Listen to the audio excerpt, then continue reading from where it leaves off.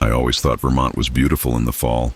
The crisp air, the red and gold leaves carpeting the winding roads. It almost felt like stepping into a postcard. But as my old sedan rattled up the gravel driveway, the sight of my grandmother's house sent a shiver through me that had nothing to do with the autumn chill. The house was enormous, a crumbling Victorian relic perched at the top of a hill. Its pointed gables and sagging roof gave it the appearance of something alive, watching, waiting. It was as if the house itself had been holding its breath since Eleanor Mitchell, my grandmother, passed away. I turned off the engine and sat in silence for a moment, letting the unease sink in. I hadn't been here in years, not since I was a child. Back then, the house felt just as foreboding, though my grandmother had filled it with the kind of stern warmth only she could manage. "Clara," she would say, "you must never go into the basement." That rule had been drilled into me so many times it was practically a mantra. Stepping out of the car, I noticed the air was different up here. Heavier, quieter. The kind of quiet that made the hair on the back of your neck stand up. I grabbed my bag and walked to the front door, the keys jingling in my hand. Inside, the house smelled of age and disuse, old wood, mildew, and a faint trace of lavender, my grandmother's favorite scent. Dust blanketed the furniture like a shroud, and the hardwood floors groaned under my weight. As I moved through the foyer, I saw the grand staircase ahead, curving up to the second floor, and to my left, the entrance to the living room, where faded floral wallpaper clung to the walls. I dropped my bag near the stairs and let out a breath I hadn't realized I was holding. This was my home now, my inheritance. The lawyer had made it clear. The house was mine, along with everything in it. As overwhelming as that was, I couldn't afford to sell it yet. I needed time. Time to decide. Time to figure out what to do next. That first night, I told myself I'd sleep early. The long drive and the emotional weight of returning here had drained me. But as the hours stretched into darkness, sleep refused to come. I tossed and turned in the musty old bed, staring at the cracked ceiling above me. That's when I heard it. A whisper, faint at first, like the wind rustling through leaves, but distinctly human. It came from somewhere below me. My breath caught as I strained to listen, heart pounding. The whisper grew louder, words I couldn't quite make out, carried on a voice I didn't recognize. I forced myself to sit up, the creak of the mattress startlingly loud in the silence. My bedroom door was ajar, and beyond it the hallway stretched into darkness. "Hello?" I called, my voice trembling. The whisper stopped. I told myself it was nothing. The house was old. Old houses made noises. Pipes creaked. The wind howled. Wood settled. But as I lay back down, pulling the covers tight around me, I couldn't shake the feeling that the whisper wasn't random. It was deliberate. The next morning, I tried to shake off the unease. Daylight had a way of softening the edges of fear, and I busied myself cleaning the kitchen, throwing out expired cans and wiping down counters thick with grime. By late afternoon, I had ventured into the living room. Among the clutter of old books and knickknacks, something caught my eye. A leather-bound book tucked into the corner of the dusty bookshelf. It looked out of place, newer than the others. I pulled it free, brushing off a layer of dust, and opened the cover. The first page was handwritten in my grandmother's precise cursive, the account of Eleanor Mitchell. I sank onto the worn sofa, flipping through the pages. Most of it was mundane, notes about the garden, mentions of neighbors I didn't remember. But as I read further, the tone shifted. "The whispers have grown louder," one entry said. "I thought it was my mind playing tricks on me, but they come every night now, always from the basement." My blood ran cold. Another entry, dated months later, read, "I fear I've made a grave mistake. I thought I could control it, but the thing in the basement, it is hungry. It always demands more." I slammed the diary shut, my heart hammering in my chest. For the first time since arriving, I wished I hadn't come back. That night, the whispers returned, louder, closer, and this time they called my name. The whispers didn't stop. They grew louder, more persistent. By the third night, I couldn't convince myself they were just the groaning of an old house or the wind rattling through cracks in the walls. They were words, faint, disjointed, but unmistakably words. "Clara." I sat bolt upright in bed, clutching the covers to my chest, my pulse hammering in my ears. The sound came from below, somewhere deep in the house. My heart told me to stay put, but my curiosity, my cursed, relentless curiosity, urged me to investigate. The hallway was dark, the moonlight barely penetrating the warped glass of the windows. I grabbed the flashlight I'd found in the kitchen earlier that day and tiptoed down the stairs. Every step creaked beneath my weight. each sound echoing too loudly in the suffocating silence. In the living room, I hesitated. The whispers seemed to grow fainter, retreating as though they were aware of my approach. The door to the basement loomed in the corner of the room, half hidden by shadows. It had been locked since I arrived, and I hadn't dared to try the key. Until now, I held the flashlight in one hand, the heavy key in the other. Sliding it into the lock, I hesitated, the cold metal biting against my fingers. As I turned the key, a low click echoed through the room, louder than it should have been. The door creaked open, revealing a staircase descending into absolute darkness. The air that wafted up was stale, damp and cloying, carrying with it an undercurrent of something metallic. Blood, I thought, though I didn't want to believe it. "Hello?" My voice trembled, but I forced the word out, hoping for silence, for some shred of normalcy to cling to. Instead, the whispers returned. This time, they didn't fade or retreat. They surged forward, wrapping around me, filling my ears with fragmented words and phrases. "Come closer, Clara. The blood." The beam of the flashlight wavered as my hand shook. I couldn't do it. Not tonight. I slammed the door shut and turned the lock, backing away until I hit the edge of the sofa. I barely slept. The next morning, the sunlight streaming through the windows felt like a reprieve. It made the events of the night feel distant, almost unreal. I busied myself with more cleaning, hoping to drown out the memory of those whispers. But the diary wouldn't leave my thoughts. By midday, I couldn't resist any longer. I found myself sitting cross-legged on the living room floor, the leather-bound book open in my lap.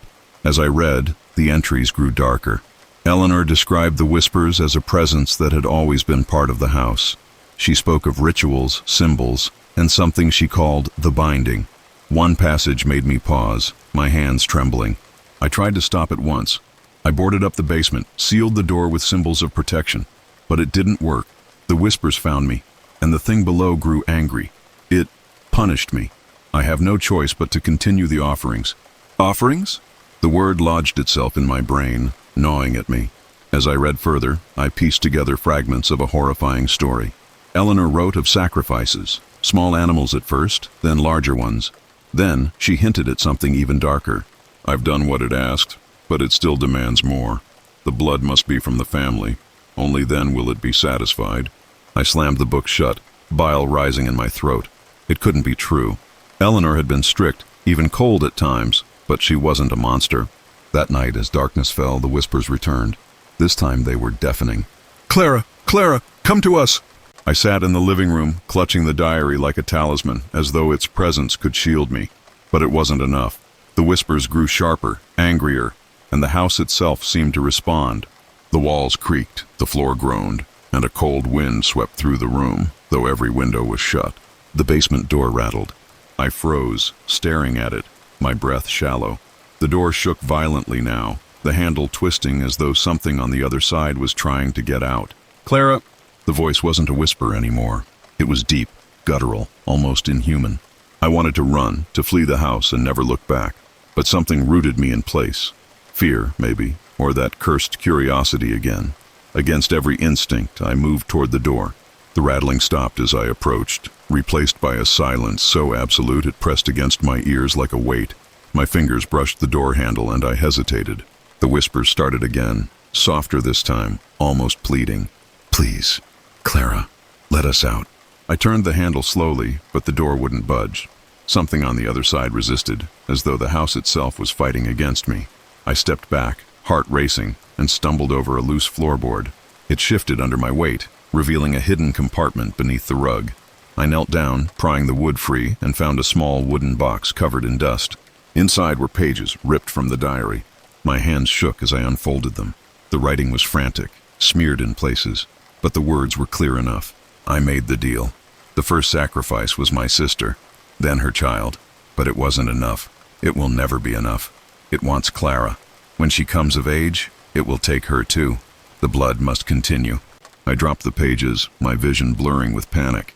My grandmother hadn't protected me. She had saved me for last. Truth was impossible to deny.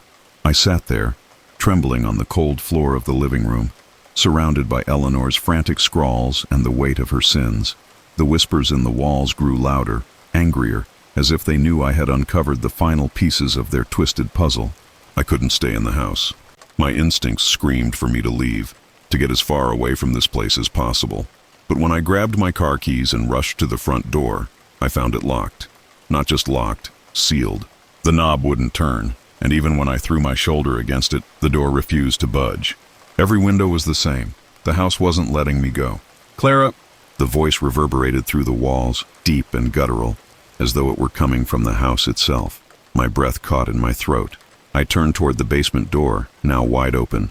The darkness beyond it seemed to stretch infinitely, a void that devoured the dim light of my flashlight. I couldn't avoid it anymore. Whatever was down there wanted me, and I had no choice but to face it. The stairs groaned under my weight as I descended. Each step felt like a lifetime, the air growing heavier and colder the farther I went. The smell of decay hit me first, an overwhelming stench that made my stomach turn. Then, as my flashlight's beam swept across the room, I saw them. Bones. Piles of them, scattered across the dirt floor, some yellowed with age, others disturbingly fresh. Symbols were etched into the walls, crude carvings filled with what looked like dried blood. At the center of the room, surrounded by a circle of blackened candles, was the old wooden crate I had seen before, its chains now shattered. The whispers stopped. Silence pressed down on me, suffocating and absolute. Then, from the shadows, it emerged. It wasn't human, not even close. A shifting, amorphous mass of shadow and bone, its form constantly breaking and reforming, as though it couldn't decide what shape to take. Its face, if you could call it that, was a grotesque imitation of a human skull, with empty eye sockets that seemed to stare straight through me. "Clara!" it hissed, its voice layered with countless others, some familiar, others utterly alien. "You are the last. The bloodline ends with you." I stumbled back, nearly tripping over the edge of the circle of candles.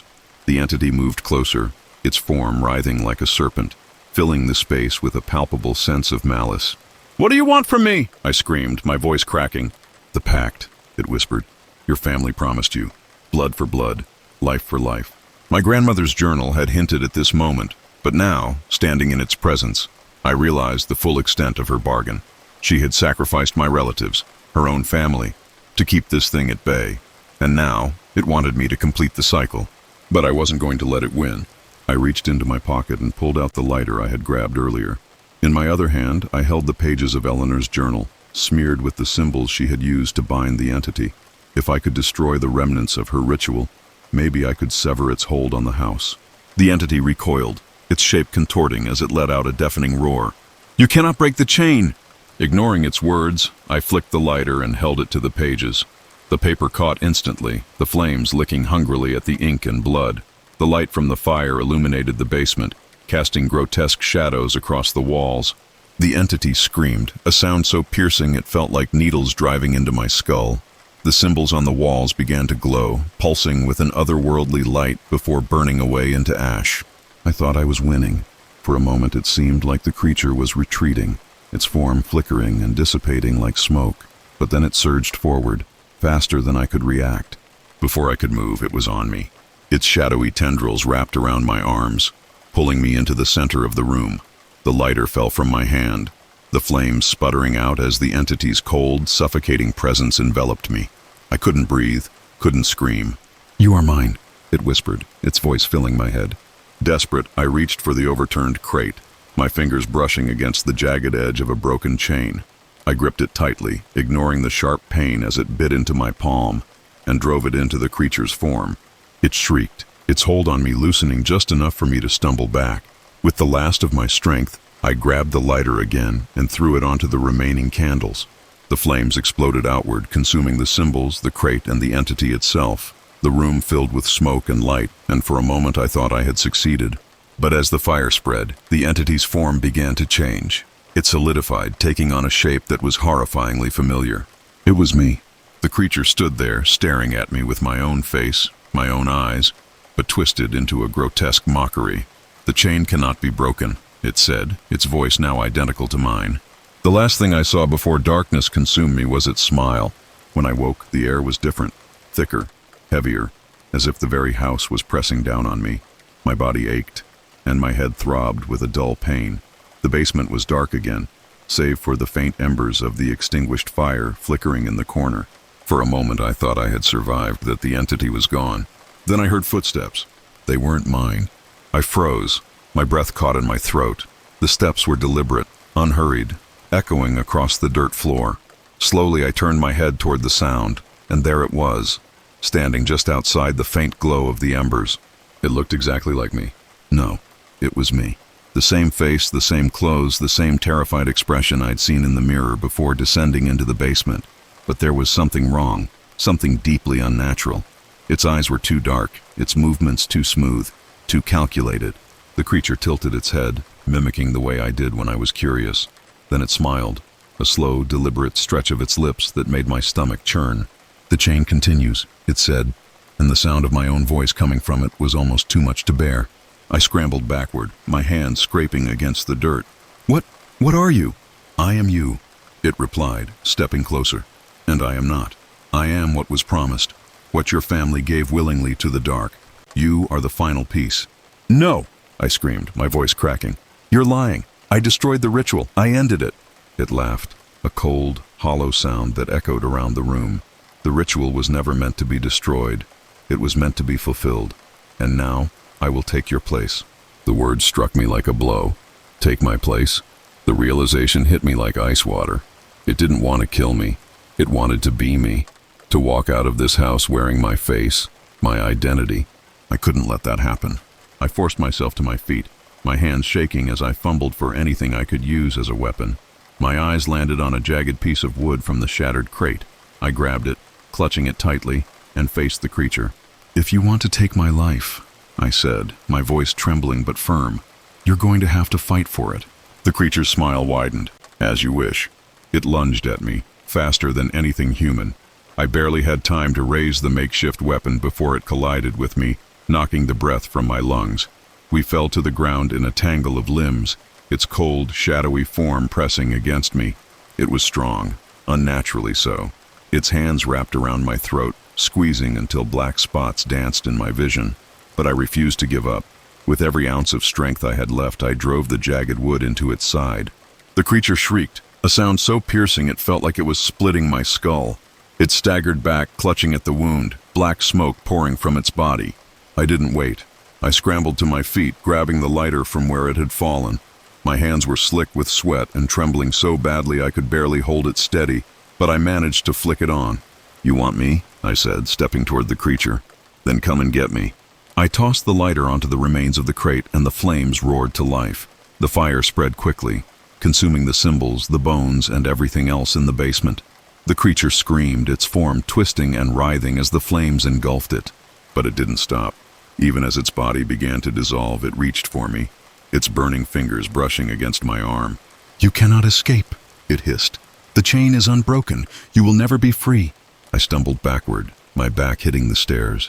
The heat was unbearable, the smoke choking, but I forced myself to climb, dragging my battered body up one step at a time. When I reached the top, I slammed the basement door shut and locked it. But even as I leaned against it, gasping for air, I knew it wasn't over. The house began to tremble, the walls groaning as if alive. Cracks snaked through the plaster, and the air filled with the sound of splitting wood. I stumbled outside just as the first flames burst through the windows. I stood in the driveway, watching as the house burned. The fire consumed it quickly, reducing the old Victorian to a pile of ash and rubble. For a moment I felt a strange sense of relief. It was over. The house, the entity, the whispers, it was all gone. But then I caught a glimpse of something in the flames. It was me, standing in the center of the fire, untouched by the heat, watching me with that same twisted smile. The house is gone, and I've tried to move on. I returned to New York, to my apartment, to my life. But nothing feels the same. At night I hear whispers. They come from the walls, the mirrors, the shadows in the corners of my room. Sometimes, when I look in the mirror, my reflection doesn't move. I don't know if I escaped the house or if I left something behind. Or maybe, just maybe, something followed me. The moment I walked into the apartment, I felt a strange sense of accomplishment. The place was everything I'd dreamed of. Sleek, modern, and expensive. Floor-to-ceiling windows flooded the space with natural light, and the polished hardwood floors reflected a pristine, untouched perfection. This was it. This was the reward for years of grinding away at architectural firms, sacrificing nights, weekends, and, honestly, pieces of my soul. Finally, I muttered, setting the last box down near the kitchen island.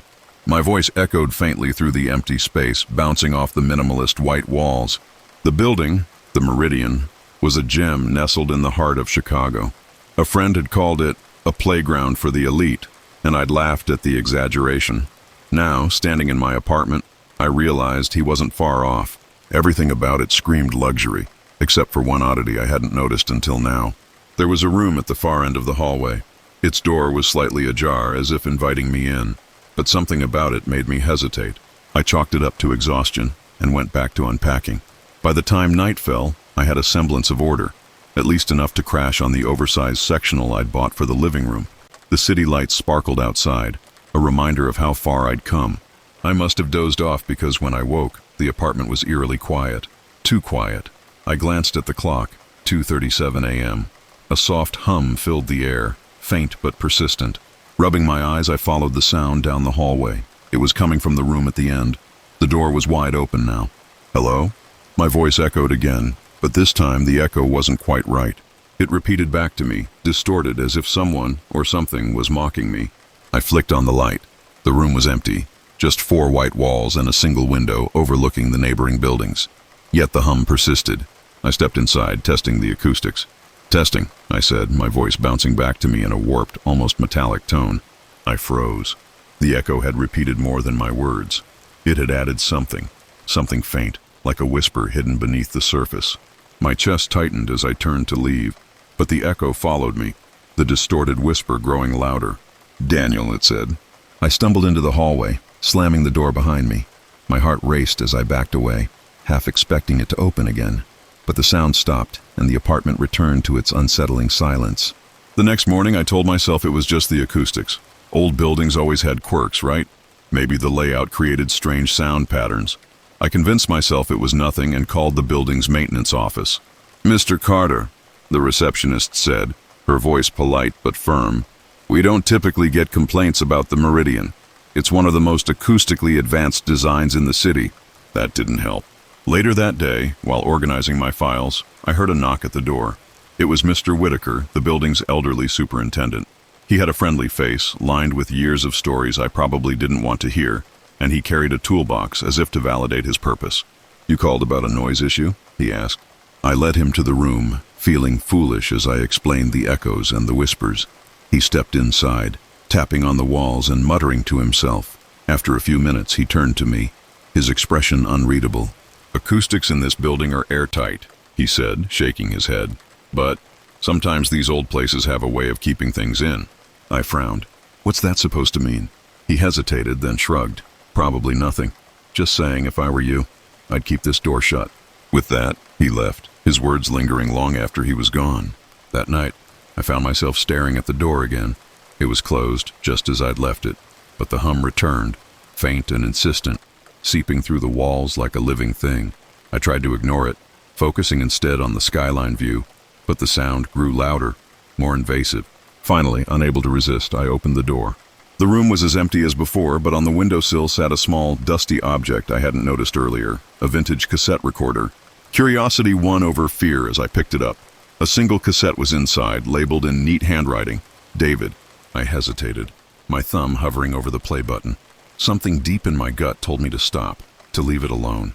But curiosity, it always gets the better of me. I pressed play. The tape clicked softly as it began to play, the faint hiss of static filling the room. At first, there was nothing but silence, and I wondered if the recording was blank. Then, a man's voice crackled to life, shaky, unsure. "My name is David," he said, "and if you're listening to this, then you found it, the room." I froze, the recorder trembling slightly in my grip. "It started like any other move," the voice continued. "New apartment, new beginnings. I didn't think much of the room at first, just a space I didn't know what to do with. But then, the sounds, the echoes. It wasn't normal." I swallowed hard, the hairs on my neck standing on end. "It knows you," David said, his voice dropping to a whisper. "It learns you. The more time you spend here, the louder it gets. And the whispers, they'll say things only you know, things you've buried." The tape stopped suddenly with a loud click. I stood there in silence, staring at the recorder. My pulse pounded in my ears, and for the first time in a long while, I felt genuinely afraid. The air in the room was heavier now, pressing against my chest like a weight. The whispers began again. "Daniel!" I spun around, expecting to see someone behind me, but the room was empty. The voice was faint, distorted, like it was being dragged through layers of static. "Leave," I muttered to myself, clutching the recorder like a lifeline. "Just leave." But when I turned to go, the door slammed shut. I rushed to it, yanking at the handle, but it wouldn't budge. The whispers grew louder, filling the room with an almost physical presence. They were fragmented now, voices overlapping in an unintelligible cacophony. And then, just for a moment, they cleared. "You knew it wasn't safe," one voice said, sharp and accusing. I froze. It was familiar. Too familiar. "Sarah," I whispered, the name slipping from my lips like a reflex. The whispers shifted again, rising in intensity, repeating her name over and over. "Sarah, Sarah, Sarah." I stumbled back, my legs hitting the edge of the window ledge. My vision blurred, and memories I had tried so hard to bury flooded my mind. Sarah had been a tenant in one of the buildings I designed, a young woman with big dreams and a bright future. She'd lost everything when the building burned, her home, her belongings, and eventually her life. I'd always told myself it wasn't my fault. The fire was an accident, a tragedy. But deep down, I knew the truth. I'd cut corners, used cheaper materials to pad the budget, ignored the safety reports that warned about faulty wiring. The whispers knew. The door suddenly creaked open behind me, but I didn't feel relief. The hallway beyond was dark, the flickering lights casting long shadows that seemed to move on their own. I stumbled out of the room, clutching the recorder like it was my last link to reality. Once back in the living room, I threw the recorder onto the coffee table and sank into the couch, my chest heaving. I wanted to convince myself it was all in my head, some manifestation of guilt or stress. But I couldn't shake the feeling that the room, whatever it was alive. I didn't sleep that night. Every time I closed my eyes, I heard Sarah's voice. "You let me die," she whispered. By morning, I decided to leave. I packed a small bag and grabbed my keys, but as I reached the front door, I stopped. The hallway outside was empty. Too empty. No sound from the other apartments, no hum of the elevator. Nothing. The silence was suffocating. Unnatural. When I stepped into the hallway, the door behind me slammed shut with a deafening crash. "Damn it," I hissed, spinning around. The key refused to fit back into the lock, no matter how hard I tried. That's when I noticed it. The hum. It wasn't coming from the room anymore. It was everywhere, vibrating through the walls, the floors, the very air around me. I turned and ran for the elevator, jabbing the button repeatedly.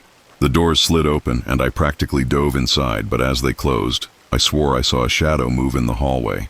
In the safety of the elevator, I tried to steady my breathing. The hum seemed quieter now, more distant. I told myself I just needed fresh air, time to clear my head. But when the doors opened, I stepped out into a hallway identical to the one I'd just left. I froze, my stomach twisting into knots. I jabbed the button again, watching as the elevator doors closed and reopened. The same hallway stretched before me, endless and wrong. "No," I whispered, stepping back. The whispers returned, louder than ever. "Daniel, you can't leave!" I turned to run, but my legs felt heavy, like I was wading through quicksand. The walls seemed to close in, the lights flickering wildly. The whispers grew more distinct, more accusing. "You knew. You chose money. You killed us." I stumbled and fell to my knees, clutching my head as the voices filled every corner of my mind. Somewhere in the chaos, I heard my own voice, distorted and hollow, repeating the same excuses I had given myself for years. It wasn't my fault, but it was. It always had been. The whispers never stopped. They followed me everywhere. Into the living room, the kitchen, even the bathroom. Each time they grew louder, angrier, more insistent. My reflection in the mirror stared back at me, pale and hollow. But even then, I could swear it moved when I didn't. I tried leaving again. The stairs, the elevator, even the emergency exits, all of them led back to the same hallway. My apartment was the only door that would open, and the moment I stepped inside, the whispers would greet me like an old friend. The room at the end of the hallway was calling. I fought it for as long as I could, barricading the door with furniture, sealing myself in the bedroom like a frightened child. But the hum seeped through the walls, vibrating through my skull, until it was all I could hear. That night, I gave in. The door was no longer barricaded when I entered the hallway. It stood wide open, a dark void beyond its frame. The hum was deafening now, shaking the very air around me. As I stepped inside, the door slammed shut behind me. The room was different this time. The clean white walls were gone, replaced by warped, charred wood. The air reeked of smoke and ash. and the faint outlines of flames flickered in the corners of my vision. "Daniel!" The voice wasn't a whisper anymore. It was clear, sharp, and it was coming from everywhere at once. I turned in circles, searching for the source. The walls pulsed, alive with movement, as shadowy figures emerged from their surface. One by one they took form. The first was Sarah. She stepped forward, her face pale and hollow, her clothes scorched and torn. Behind her, more figures appeared. Men, women, even children, all of them victims of the fire I had caused. "You knew," Sarah said, her voice trembling with rage. "You knew it wasn't safe." "I didn't," my voice broke. "I didn't mean—" "Liar." The word hit me like a slap, echoed by the other figures as they moved closer. "You cut corners. You signed the papers. You killed us." "No!" I shouted, backing into the corner. "It wasn't my fault. It was the system. It was out of my hands." But the excuses sounded hollow even to me. Sarah stepped closer, her face inches from mine. Her eyes, once full of life, were now empty voids. "You signed our death warrants, and now you'll pay." The shadows surged forward, their hands grabbing at me, pulling me toward the center of the room. I thrashed and kicked, but their grip was unrelenting, their strength inhuman. As they dragged me to the center, the floor began to shift. The wooden planks splintered and fell away, revealing a gaping void beneath, a churning abyss of flame and darkness. The hum transformed into a roar, a deafening cacophony that drowned out my screams. "This is where it ends, Daniel," Sarah said, her voice eerily calm. "This is where you belong." Desperate, I clawed at the ground, my fingers scraping against the splintered wood. My mind raced, searching for a way out, a way to stop this. Then I remembered the tape recorder. It was still in my pocket. With shaking hands, I pulled it free and pressed the play button. David's voice crackled to life, his words cutting through the chaos. "It learns you. It feeds on your guilt. But if you face it, if you truly face it..." The tape cut off, the recorder sparking in my hand. "Face it." I stopped struggling and looked up at Sarah. "I'm sorry," I whispered. The shadows hesitated, their grip loosening slightly. "I knew it was dangerous," I said, my voice breaking. "I knew people could get hurt, and I still did it. I let you die. All of you." The room seemed to shudder, the flames dimming as the figures paused. For a moment, I thought I'd found a way out. Then Sarah smiled. "You think saying sorry is enough?" she hissed. "You don't get to walk away from this." The shadows surged forward again, their hands wrapping around my throat, my arms, my legs. The void yawned open beneath me, its heat scorching my skin. I screamed as they dragged me down, the darkness swallowing me whole. When I opened my eyes, I was back in the room. It was empty now, the walls pristine and white. The hum was gone, replaced by an eerie silence. I stood, my body trembling, and walked to the door. It opened easily this time, revealing the familiar hallway beyond. But something was wrong. As I stepped into the hallway, I glanced back at the room. My reflection stared at me from the window, but it didn't move when I did. The door closed behind me with a soft click. I stumbled into the hallway, my legs weak beneath me. The air felt colder now, the silence heavier, like the building itself was holding its breath. The whispers were gone, and for a fleeting moment, I thought it was over. But when I turned to look back at the door, my reflection was still there, staring at me from the room's window. It wasn't just my reflection, it was me. It moved deliberately, tilting its head with a smile that wasn't mine. The chill in my chest spread as it lifted a hand, pressing it against the glass. "You can't leave," it said, though its lips didn't move. My breath caught in my throat, and I bolted down the hallway. The elevator was ahead, its soft light a beacon of hope. I slammed my hand against the button, praying for it to open, but nothing happened. Behind me, the door to the room creaked open. I turned slowly, unable to stop myself, and there it was, my reflection, no longer confined to the window. It stepped out of the room, moving with a slow, deliberate grace that made my stomach turn. "You're not done," it said, its voice a perfect echo of mine. "You don't get to run from this." I backed away, my heart pounding. "What do you want from me?" It laughed, a hollow, mirthless sound. "What you owe, justice for the lives you stole." I didn't. The words caught in my throat. Even now, with this thing staring me down, I couldn't say it. "You did," it said, cutting me off. "You chose profit over safety. You cut corners. You let them die." The hallway stretched impossibly long, the shadows closing in. The building felt alive, pulsing with a dark energy that I couldn't escape. My reflection moved closer, its eyes empty, void of anything human. "You knew," it whispered, the words cutting through me like a knife. The guilt was unbearable, pressing down on me until I could barely breathe. Memories flooded my mind. Sarah, the inspection reports, the fire, the screams I'd read about in the aftermath, the faces of the victims I'd seen on the news. I fell to my knees, clutching my head as the memories consumed me. "I'm sorry," I choked out. "I was wrong. I should have stopped it." The reflection stopped, tilting its head as if considering my words. "You admit it," it said, the faintest hint of satisfaction in its tone. "Yes," I whispered. "I admit it." The walls trembled, the shadows pulsing with a life of their own. For a moment, I thought I'd done enough, that my confession had satisfied whatever force had trapped me here. But then the reflection smiled again, its grin stretching far beyond what was humanly possible. "Good," it said. "Now you take their place." The shadows surged forward, wrapping around me like chains. I screamed, struggling against their grip, but it was no use. They dragged me back toward the room, the door swinging open to welcome me. The whispers returned, louder than ever, filling my ears with accusations, screams, and cries for justice. "No!" I screamed, thrashing against the shadows. "I'm sorry, I'll make it right." "You can't," the reflection said, standing in the doorway, watching as the shadows pulled me inside. "It's too late for that." The door slammed shut behind me, and the room was silent. I don't know how long I've been here. Time doesn't seem to exist in this place. The room is endless now, stretching in every direction, its walls pulsing with the same dark energy I felt in the hallway. The whispers never stop. They're quieter now, but they're always there, just beneath the surface. Sometimes I hear my own voice among them. I've tried to escape, but there's no way out. The door is gone, the walls unbroken. The room has consumed me, just like it consumed the others before me. And now I'm part of it. I've seen the room appear in other places, in other buildings, other apartments.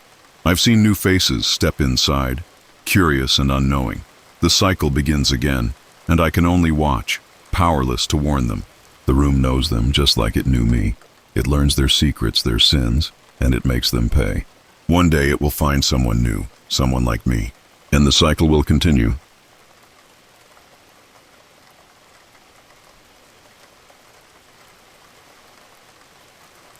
The bus ride to Willow Creek felt endless, the narrow mountain roads winding through dense forests that seemed untouched by time. The trees towered above us, their gnarled branches clawing at the overcast sky, blocking out any sunlight that might have made the journey less oppressive. When the driver finally called out, "Last stop, Willow Creek," I stepped off the bus and immediately felt the weight of the village settle on me. The air was heavy, carrying the faint scent of damp earth and decaying leaves. The streets were eerily quiet, lined with weathered homes and shuttered shops. It was as if the entire place had been forgotten by the world. I tightened my grip on my suitcase and started toward the schoolhouse, the reason I was here. The job offer had come at a desperate time. I needed a fresh start, far from the city and the ghosts of my past. Willow Creek seemed like the perfect escape, remote, quiet, and welcoming. At least, that's what the email had promised. The school building was small but charming, its white paint peeling slightly, and a bell tower perched on top like something out of an old photograph. Inside, the air was musty, filled with the scent of chalk and aging wood. My classroom was on the second floor, overlooking the dense forest that bordered the village. The first week passed uneventfully, but there was something off about the children. They were quiet, too quiet. They rarely spoke unless spoken to, and even then, their answers were clipped, mechanical. They would sit perfectly still at their desks, their eyes glazed over as if they were staring at something far beyond the walls of the classroom. One boy, Lucas, caught my attention more than the others. He was pale and gaunt, with dark circles under his eyes, and he rarely made eye contact. On Friday afternoon, as the children filed out, I called him over. "Is everything okay, Lucas?" I asked, trying to sound gentle. He hesitated, his hands twisting nervously. "I'm fine, Miss Thompson," he mumbled, but his voice trembled. Before I could press him further, he turned and ran out the door. That evening, as I tidied up the classroom, I noticed something unusual on one of the desks. A small, tattered notebook had been left behind, its cover smudged with what looked like soot. Curious, I opened it. The pages were filled with childlike drawings, figures with twisted limbs and empty eyes, each one suspended by thick black lines that resembled strings. My stomach churned as I flipped through the pages, the images growing more grotesque with each turn. On the last page, scrawled in shaky handwriting, were the words, "He controls everything. Don't trust them." I closed the notebook, my hands trembling. The classroom felt colder now, the air pressing against my skin like a warning. As I locked up and walked back to my small rented cottage, I couldn't shake the feeling that I was being watched. The streets were deserted, but shadows seemed to shift just beyond the edge of the lamplight. That night, sleep didn't come easily. My dreams were restless, filled with faceless figures and the faint sound of strings snapping in the distance. The next morning, I decided to ask some of the villagers about the notebook. At the general store, I mentioned it casually to the shopkeeper, an older woman with deep lines etched into her face. Her expression darkened immediately. "You shouldn't meddle in things you don't understand," she said sharply, her voice low.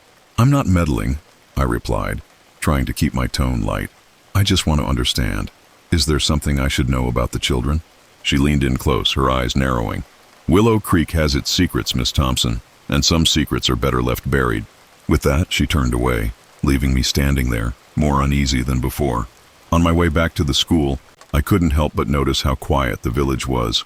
There were no children playing outside, no laughter or chatter. The only sounds were the rustling leaves and the creak of shutters swaying in the wind. When I arrived at the schoolhouse, I found Lucas sitting on the steps, his head bowed. He looked up as I approached, his eyes wide with fear. "They're coming," he whispered.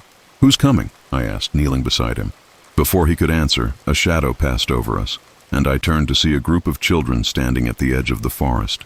They were watching us, their faces expressionless, their bodies unnaturally still. The air around me grew colder, and an unshakable dread settled in my chest. Something was very, very wrong in Willow Creek. The following week, the sense of unease in Willow Creek only grew stronger.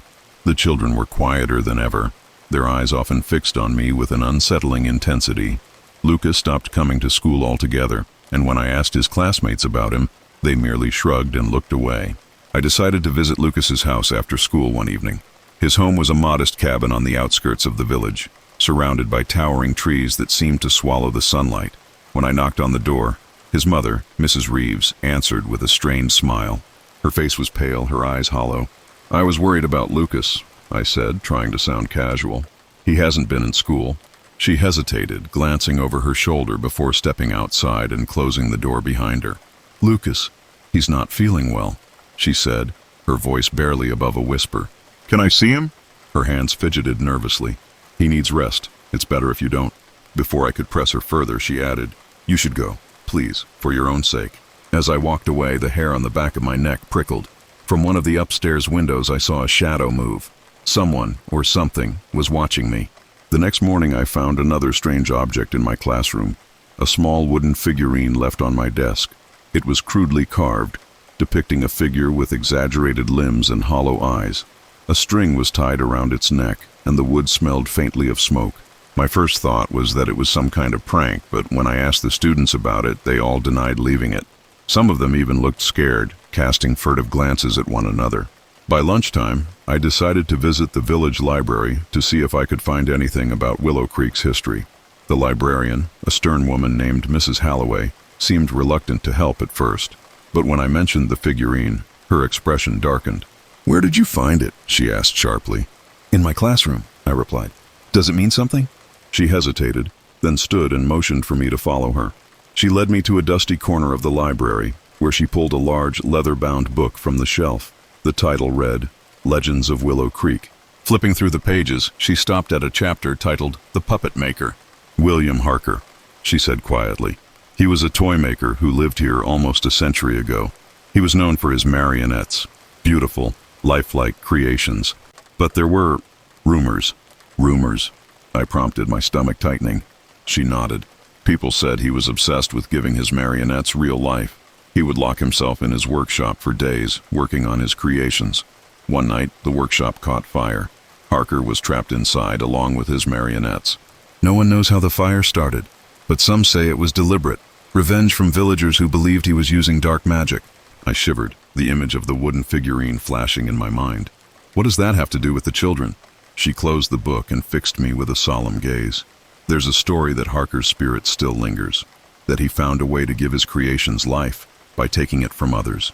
I left the library with a heavy sense of dread. The pieces were starting to come together, but the picture they formed was horrifying. That evening, as I sat in my cottage, I heard the faint sound of children laughing outside. At first, I thought it was just the village kids playing, but the sound was wrong. Too high-pitched, too echoing. Peering out the window, I saw shadows moving among the trees. I grabbed my coat and flashlight and stepped outside, the laughter growing louder as I approached the edge of the forest. "Hello," I called, my voice trembling. The laughter stopped abruptly, leaving an eerie silence. My flashlight flickered, the beam cutting through the darkness in jagged arcs. That's when I saw them. A group of children stood just beyond the tree line, their faces pale and emotionless.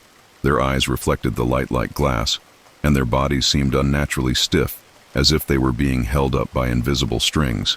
"Go home," I said, trying to sound firm despite the fear clawing at my throat. They didn't move. One of them, a little girl I recognized as Emma Reeves, stepped forward. Her head tilted at an unnatural angle, and her lips parted in a hollow smile. "He's waiting for you," she said, her voice flat and distant. Before I could respond, the children turned and disappeared into the trees, their movements jerky and puppet-like. I stumbled back to my cottage, locking the door behind me. My hands shook as I reached for the wooden figurine on the table. It felt heavier now, almost warm to the touch. In the dim light of the room, I noticed something I hadn't seen before. A name carved into the base of the figurine. Marta. I couldn't look away from the figurine.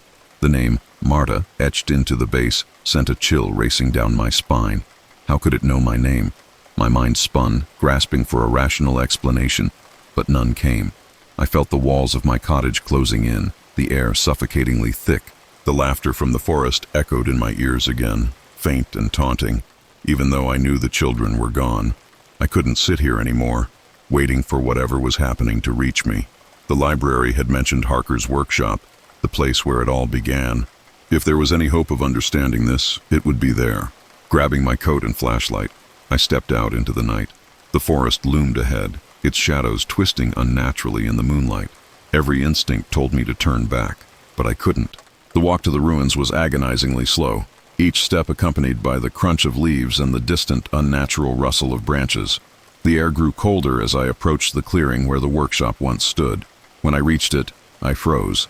The structure was mostly gone, reduced to a skeletal frame of charred wood. Yet, as I drew closer, it felt alive, pulsing with a sinister energy that made my skin crawl. In the center of the ruins stood a dilapidated stage, complete with faded red curtains. Strings dangled from the rafters, swaying as if moved by invisible hands. A faint glow emanated from the stage. As I stepped closer, I realized it wasn't empty. The children were there, sitting in neat rows like an audience. Their expressions were blank, their eyes fixed on me as if I were the star of some macabre performance. "Emma?" I whispered, my voice trembling. She stood slowly, her movements rigid, and turned to face me. Her smile stretched too wide, too unnatural, and when she spoke, her voice sounded distant, like a recording played underwater. "He's been waiting for you," she said. The strings above twitched, and I followed their movement to the back of the stage. There, shrouded in shadows, stood a figure. William Harker. His presence was overwhelming. His body was a grotesque combination of charred flesh and wood, his limbs long and twisted like the puppets he had once created. His hollow eyes glowed faintly, and his voice was a low, guttural growl that seemed to echo in my mind rather than my ears. "Marta," he said, his tone mockingly tender, "you've come to join my collection." I stepped back, my heart pounding. "What have you done to them?" I demanded, gesturing toward the children. "They are perfect," Harker replied, his smile revealing jagged, splintered teeth. "Free from pain, free from choice. They are mine now, as you soon will be." The strings began to move, descending toward me like living things. I dodged them, stumbling backward, but they were relentless, snaking through the air with unnatural precision. One wrapped around my wrist, yanking me forward. I screamed, grabbing a shard of wood from the floor and slashing at the string. It snapped with a sharp twang, recoiling into the darkness. Harker let out a low growl, his glowing eyes narrowing. "You think you can fight me?" The children began to move, rising from their seats in perfect unison, their heads tilted in eerie synchronization, their lifeless eyes locked on me. "Stop this!" I shouted, backing toward the edge of the clearing. "They're just kids!" "They are mine," Harker said, his voice booming. "Their bodies, their minds, they belong to me, and now, so do you." The strings descended again, this time faster and more numerous. I slashed at them desperately, but for every one I severed, two more took its place. They wrapped around my arms, my legs, pulling me toward the stage. As I struggled, my hand brushed against the figurine in my pocket. The carved wood felt unnaturally warm, almost pulsing. An idea formed in my mind, a desperate, reckless idea. I pulled the figurine out and held it high. "If you want me, take me," I screamed, and with all my strength I hurled it at the stage. The figurine struck the ground in front of Harker, and for a moment, everything went still. Then, the stage erupted in flames. The fire spread rapidly, consuming the strings and the wooden frame of the stage. The children froze, their blank expressions flickering with confusion. Harker let out an inhuman scream, his body writhing as the flames licked at his form. "You cannot destroy me!" he roared, his voice shaking the air. I stumbled away from the burning stage, the children collapsing around me like puppets with their strings cut. For a moment, I thought I had won. But then Harker turned to me, his body still aflame, his eyes blazing with fury. "You will not escape!" he hissed, and the strings shot toward me one final time. They wrapped around my wrists and ankles, lifting me into the air. I screamed, struggling against their grip, but it was no use. Harker's laughter echoed in my ears as the flames consumed us both. The flames roared around me, their heat unbearable as the strings tightened, dragging me closer to the burning stage. My body fought instinctively, but it was like struggling against iron chains. The children's faces blurred in the flickering light, some still motionless on the ground, others watching with blank, hollow eyes. William Harker stood at the center of the inferno, his charred form towering over the stage like a puppet master pulling invisible strings. His laughter filled the air, deep and jagged, as if the fire itself were laughing with him. "You can't escape, Marta," he growled, his voice rising above the crackling flames. "Your life is mine now. You'll join them. You'll be perfect." "No!" I screamed, my voice breaking. "You won't control me!" The figurine, the one carved with my name, lay burning at the base of the stage. Its edges glowed red-hot, and for a moment I swore I saw my own face reflected in the flames, twisted in agony. Desperation surged through me, overriding the fear. I swung my free hand toward the strings, grabbing a burning shard of wood from the debris around me. The heat seared my skin, but I didn't care. With all my strength, I hacked at the strings binding my arms and legs. The first snapped, then the second.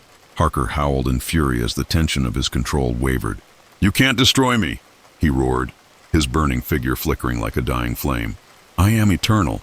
The strings fell away, and I collapsed to the ground, gasping for air. The heat of the fire was overwhelming, but I forced myself to crawl toward the center of the stage. There, tangled among the strings, lay a small blackened object, Harker's original marionette, its wooden limbs twisted and charred. The flames seemed to retreat from it as if protecting it. This was his source of power. I knew it as surely as I knew my own name. Summoning every ounce of strength I had left, I reached for the marionette. The strings came alive, lashing at my arms and legs, slicing into my skin as they tried to drag me away.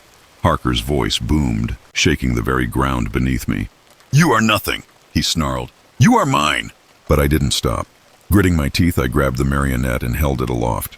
"If you want me," I shouted, "take this instead." With all my might, I hurled the marionette into the heart of the flames. The effect was immediate. The strings recoiled, snapping violently in the air before disintegrating into ash. Harker let out an ear-splitting scream, his form convulsing as the fire consumed him. The children collapsed like discarded dolls, their lifeless bodies crumpling to the ground. The flames roared higher, engulfing the stage and everything on it. The heat was unbearable, but I couldn't move. My body felt heavy, anchored to the ground as the world around me dissolved into chaos. Harker's screams echoed one last time, then faded into silence. The fire burned itself out, leaving nothing but ash and charred wood in its wake. I lay on the ground, staring up at the night sky, my body trembling with exhaustion. The forest was eerily silent, the air heavy with the scent of smoke and decay. I sat up slowly, my eyes scanning the clearing. The children were gone. The ruins of the workshop were gone. It was as if the entire nightmare had been erased, leaving nothing but an empty field. For a moment I thought it was over. Then I saw the strings. They floated in the air around me, faint and shimmering, like cobwebs catching the moonlight. They coiled toward me, wrapping around my wrists, my ankles, my throat. "No," I whispered, my voice trembling. "No, this isn't real." But it was. The strings tightened, lifting me to my feet. My body moved against my will, my limbs jerking unnaturally as if controlled by some unseen force. I felt my mind slipping away, my thoughts drowning in a sea of static. In the distance I heard children's laughter. Willow Creek never spoke of Marta Thompson again. The villagers returned to their quiet lives, pretending nothing had ever happened. But in the center of the village square, a new figurine appeared in the window of the old toy shop. It was expertly carved, its wooden face frozen in an expression of terror. Its name was etched delicately into the base, Marta.